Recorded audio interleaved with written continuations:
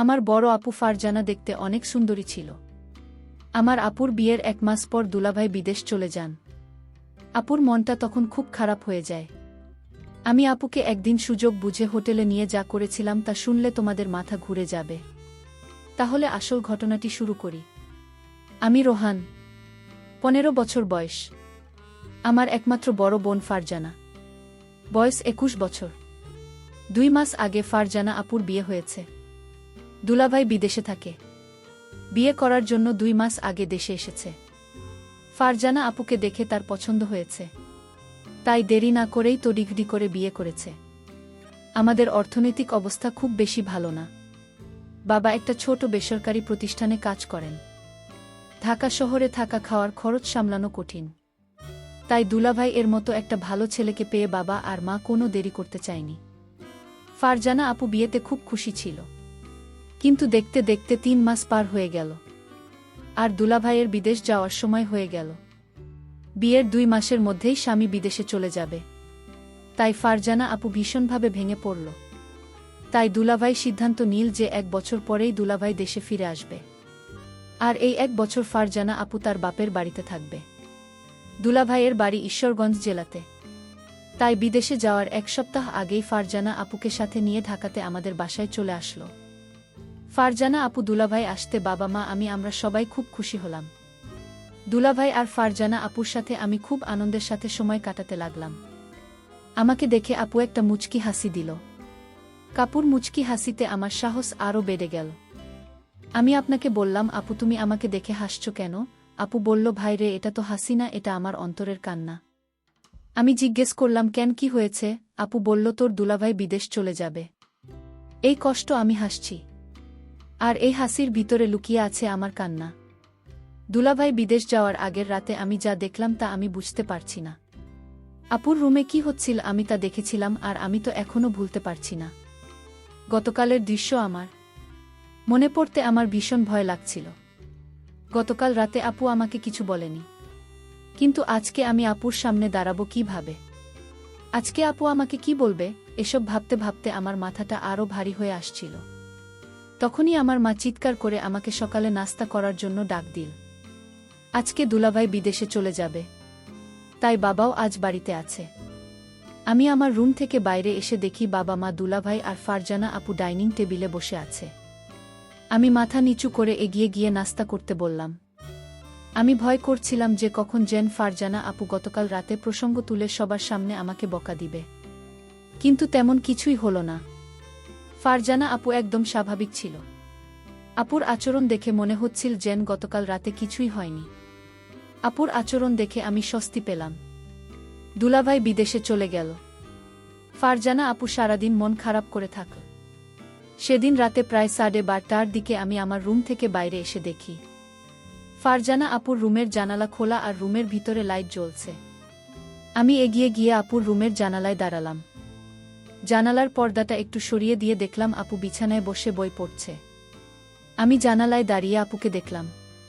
আপনার মনটা ভীষণ খারাপ হয়ে আছে। বই পড়তে পড়তে আপু জানালার দিকে তাকিয়ে দেখল আমি সেখানে দাঁড়িয়ে আছি। আমাকে কিছু না বলে আপু আবার বই পড়তে লাগল। বই পড়তে পড়তে আপু বারবার আমাকে দেখছিল, আর মনে হলো বোন আমার কান্না করছে। আমিও চুপচাপ দাঁড়িয়ে দেখছিলাম। বেশ কিছুক্ষণ পরে আপু বিছানা থেকে নেমে হাতের বইটা টেবিলে রেখে জানালার কাছে আমার সামনে এসে দাঁড়াল। আপু আমার চোখের দিকে তাকিয়ে বলল, কি রে, কিছু বলবি? আমি থতমত খেয়ে বললাম, আপু তুমি ঠিক আছো? আপু সুন্দর একটা হাসি দিয়ে বলল, হ্যাঁ আমি ঠিক আছি। অনেক রাত হয়েছে, এখন রুমে গিয়ে ঘুমিয়ে পড়। আমি বললাম, তুমি কি এখনই ঘুমাবো আপু? আপু বলল, হ্যাঁ, তুইও গিয়ে ঘুমিয়ে পড়। আমি বললাম, আগে তুমি শুয়ে পড় আপু, তারপরে আমি যাচ্ছি। আপু আর কিছু না বলে একটা মুচকি হাসি দিয়ে রুমের লাইট বন্ধ করে বিছানায় শুয়ে পড়ল। আমিও আমার রুমে শুয়ে পড়লাম, কিন্তু কিছুতেই ঘুম আসছিল না। বারবার আপনার কথা মনে আসছিল। আপু দুলাভাই এর জন্য কান্না করছে। সকালে উঠে আবার সব কিছু স্বাভাবিক। দিনের বেলায় আপু কখনো রাতের বিষয়ে কোনো কথা বলতো না।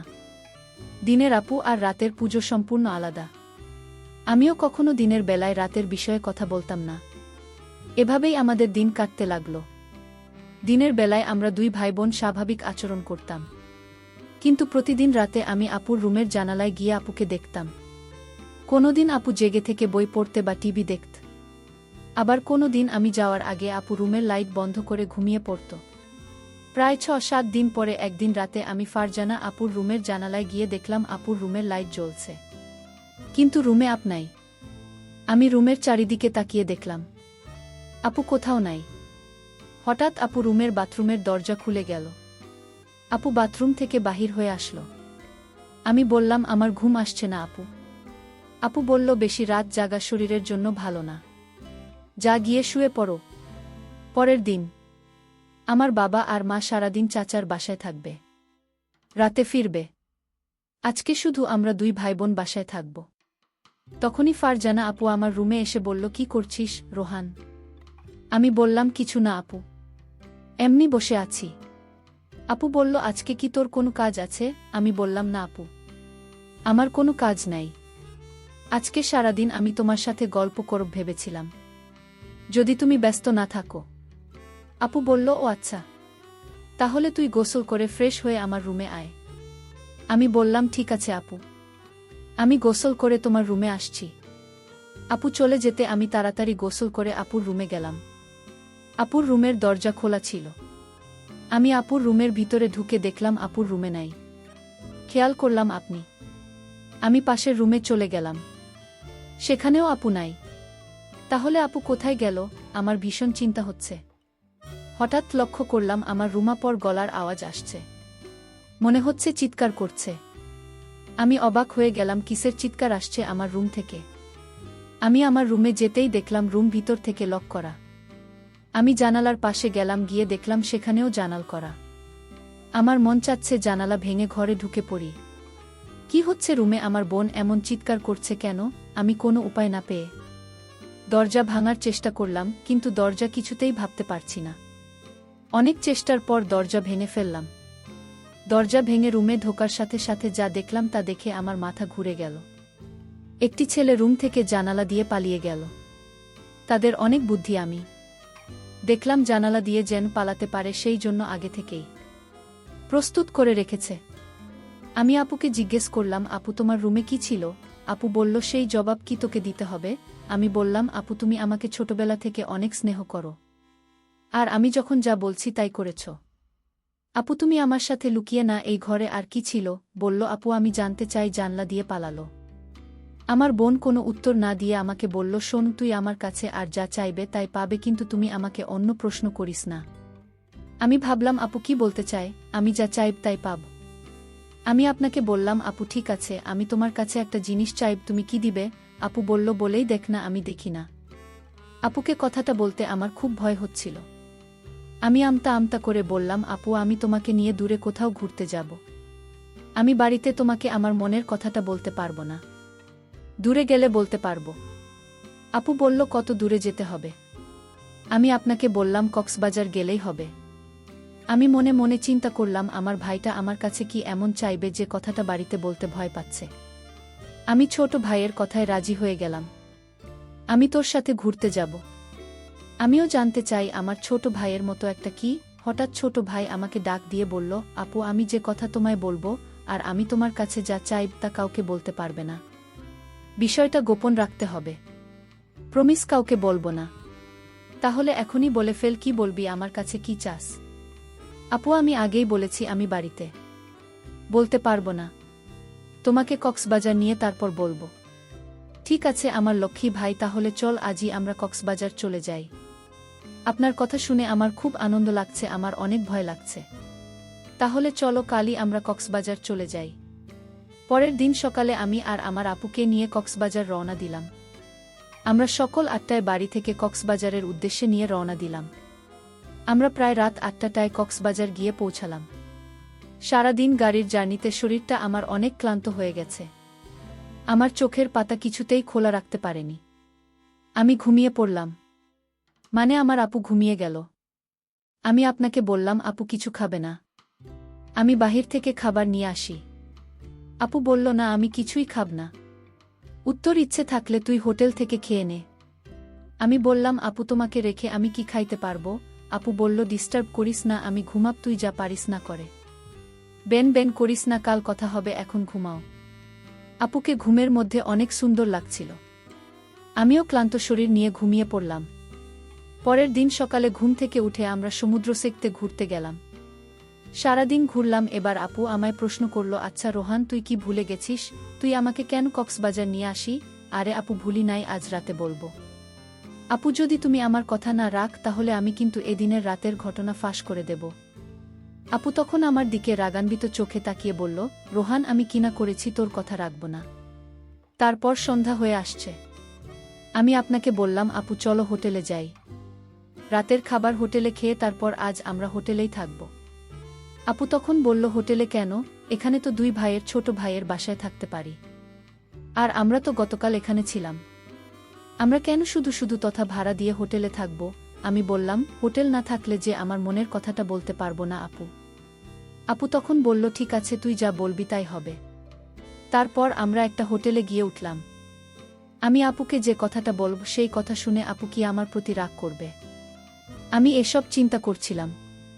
আপু আমায় বলল, রোহান, তুই কি চিন্তা করছিস? আমি আপনাকে বললাম, আপু আমি যে কথাটা বলবো তা শুনলে তুমি রাগ করবে না তো? আপু বলল, আমি কতবার বলবো আমি রাগ করব না। আমি কাউকে কিছু বলবো না, তুই নির্ভয়ে আমাকে তোর মনের কথা বলতে পারিস। আপনার কথা শুনে আমি কিছুটা সাহস পেলাম। আমি আপনাকে বললাম, আপু আমি ছোটবেলা থেকেই তোমাকে অনেক পছন্দ করি। আর দুলাভাই বিদেশ যাওয়ার পর থেকে আমি লক্ষ্য করছি তুমি সব সময় মনমরা হয়ে থাকো। আমি তোমার কষ্ট বুঝি। তুমি চাইলে তোমার কষ্ট আমি দূর করে দিব। আপু বলল, তুই আমার কষ্ট বুঝিস? আরে আপু, ছোট থেকে আমরা একসাথে বড় হয়েছি, আমি তোমার মনের কথা বুঝবে কি বুঝবে? আমি জানি তোমার ভিতর কিসের অভাব কাজ করছে। ছোট ভাইয়ের কথা শুনে আমি কিছুটা আশ্চর্য হলাম। বলে কি সে আমার মনের খবর সব জানে? আচ্ছা বেশি কথা না বলে তুই বল আমার কাছে কি চাস? আপু আমি ছোটবেলা থেকেই তোমাকে আমার পছন্দ, আর তাই আমি তোমার সাথে। বল, থেমে গেলে কেন? আমার সাথে কি? আপু আসলে আমার বলতে খুব ভয় লাগছে। আরে বাবা, এত ভয় করলে কি চলে, কি বলতে চাস বলে ফেলে।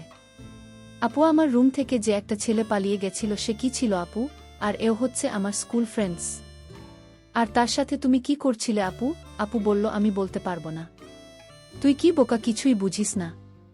আমি কি করছিলাম তা কি আমার মুখ থেকে শুনতে হবে? হুম আপু, তোমার মুখ থেকে শুনতে চাই। তুমি বললে আমি অনেক খুশি হব আপু। আরে পাগল ছেলে, সেটা কি বলা যায়? সেটা তো বুঝে নিতে হবে। আমি বুঝেছি আপু। তাহলে তো হলোই। আপু আমি যা মনে মনে বুঝে নিলাম তা আমি করতে চাই, ঠিক আছে? আজ আর কোনো কথা নয়, যা হবার কাল হবে। আপুকে বললাম, আপু কাল হবে তো? আমার কথা রাখবে তো? আমি বললাম, আমি কি তোর সাথে মিথ্যা কথা বলেছি? আমারে কি তোর বিশ্বাস হয় না? যদি বিশ্বাস থাকে তাহলে এখন ঘুম, আকাল সব হবে। প্রিয় বন্ধুরা, আজ ব্যস্ততার জন্য গল্পটি শেষ করতে পারলাম না। বাকি ঘটনাটি আগামীকাল আপলোড দেওয়া হবে। সেই পর্যন্ত সবাই ভালো থাকবেন। ধন্যবাদ।